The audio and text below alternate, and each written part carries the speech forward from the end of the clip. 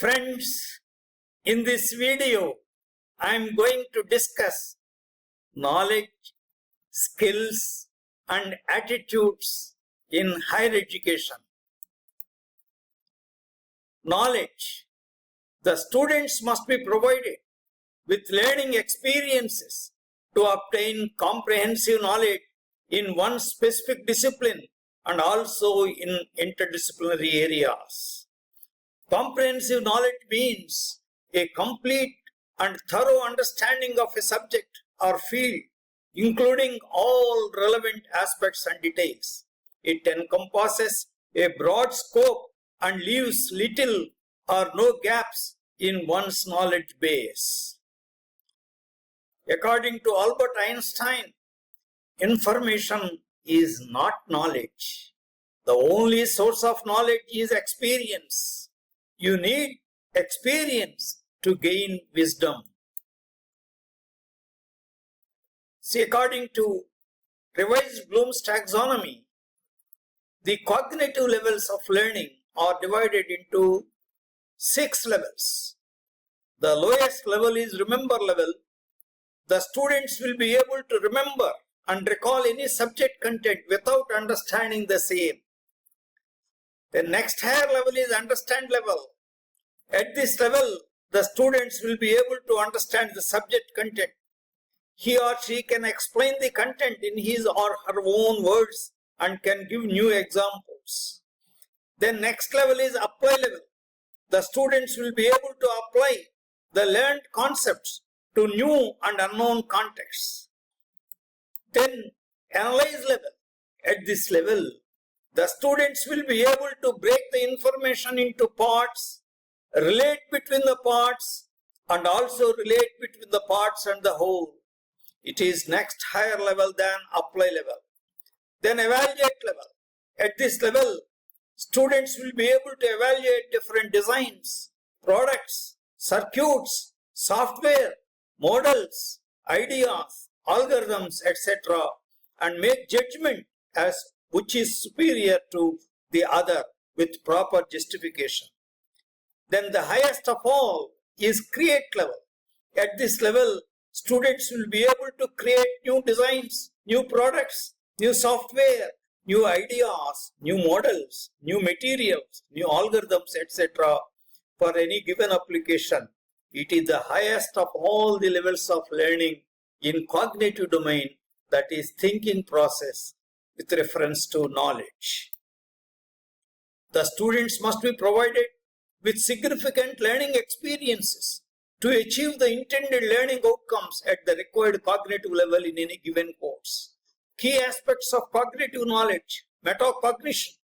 Cognitive knowledge is closely linked to metacognition, which is thinking about thinking.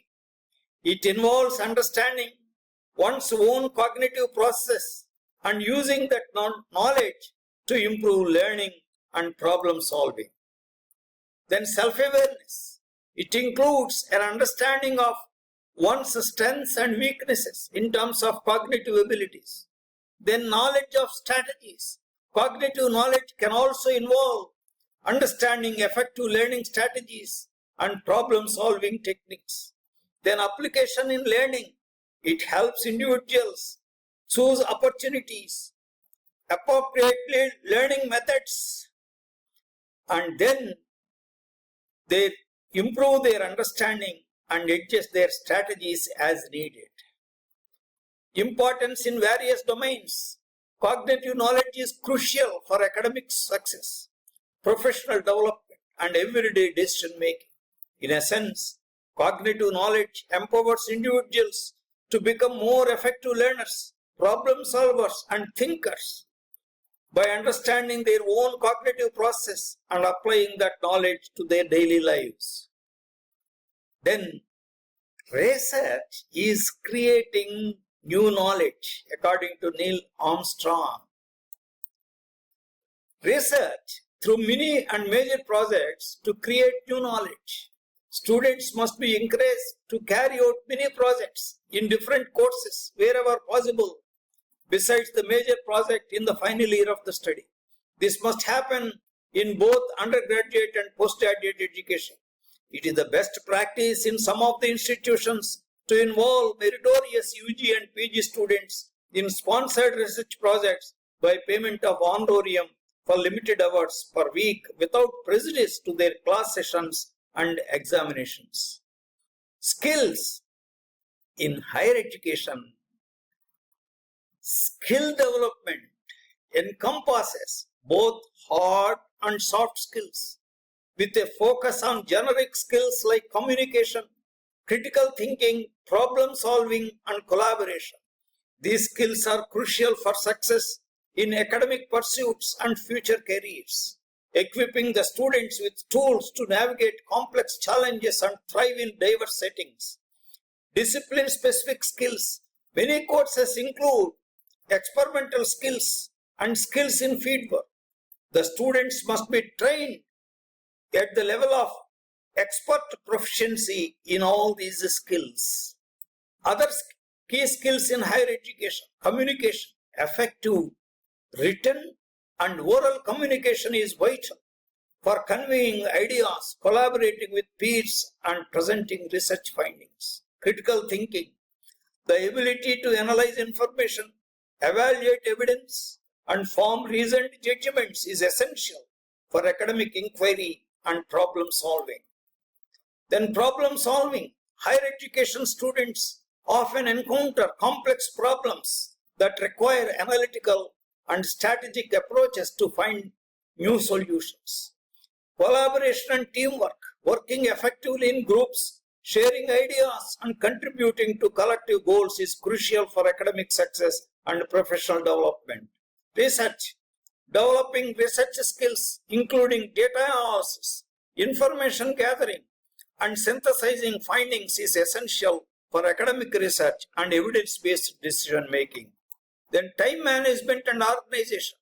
Balancing coursework, extracurricular activities, and personal commitments requires effective time management and organizational skills. Then academic writing. Students need to develop strong writing skills, including essay writing, research paper writing, and report writing. Then soft skills. These interpersonal skills such as adaptability, emotional intelligence, and leadership are increasingly recognized as essential for success in higher education and beyond. Then digital literacy. Students need to be proficient in using technology for learning, communication, and research. Skill universities in India. The idea of skill universities in India was first proposed in the National Skills University Bill 2015 by the Ministry of Skill Development and Entrepreneurship, Government of India. The proposal stated that skill universities will offer courses like Bachelor of Vocation, Bachelor of Skills, Master of Vocation, and Master of Skill, among others. As of now, there are 14 skill universities in India. Even in skill universities, due weightage must be given for the development of cognition, positive attitude, and human values among students, and the students must be provided the related learning experiences. This is very important, sir. Otherwise, the universities will produce fragmented individuals and not holistic individuals. The objective of any university must be to produce holistic individuals who would live in harmony with the society. And then attitudes. Let us discuss now attitudes. Attitudes in higher education encompass the beliefs, opinions, and feelings that the individuals hold about the educational system, its institutions, and the learning process itself. These attitudes can significantly impact a student's academic engagement, performance, and overall experience in higher education. Components of attitudes: cognitive. This refers to the beliefs and opinions individuals have about higher education, such as its value, importance, and the skills and knowledge it provides. Then affective. This involves emotional responses and feelings associated with higher education, including motivation, interest, and enjoyment. Then cognitive. This relates to the intention to act or engage in certain behaviors related to higher education, such as attending classes, completing assignments, or seeking further education. Factors influencing attitudes, personal characteristics. Individual factors like personality, learning styles, and prior experiences can shape attitudes towards higher education. Social factors, family background, peer influence, and societal expectations can also play a significant role in shaping attitudes. Institutional factors, the quality of instruction, availability of resources, and the overall learning environment at an institution can impact students' attitudes. Course-related factors, the subject matter, teaching methods, and teachers' personality can influence students' attitudes towards specific courses and the learning process. Importance of attitudes, academic performance. Positive attitudes are associated with increased motivation, engagement, and ultimately higher academic achievement. Student engagement. Attitudes influence how actively students participate in the learning process, interact with peers and teachers, and seek support when needed. Persistence and retention. Positive attitudes can encourage students to persist in their studies even when facing challenges and reduce the likelihood of dropping out. Lifelong learning. Attitudes towards higher education can shape individuals' beliefs about lifelong learning and their willingness to continuously pursuing knowledge and skills throughout their lives. Examples of attitudes in higher education, positive attitudes. Students may view higher education as a gateway to career opportunities, a means of personal growth, or a way to contribute to society. Negative attitudes. Students may perceive higher education as expensive, time-consuming, or irrelevant to their personal goals. Strategies for fostering positive attitudes. Provide engaging learning experiences. Make courses and assignments more relevant, interactive, and enjoyable for students. Create a support and inclusive environment. Foster a sense of belonging and community among students. Offer guidance, counseling, and mentoring. Provide students with resources and support to address academic, personal, and career concerns through guidance, counseling, and mentoring. Conclusion. The curriculum, teaching, learning, and assessment strategies must foster the knowledge, skills, and attitudes as discussed. The teachers must have robust training in curriculum design and modern learning-centric pedagogical practices. If the students acquire knowledge, skills, and attitudes in their true sense, they will imbibe the graduate attributes as defined by National Board of Accreditation or University Grants Commission by the time they graduate.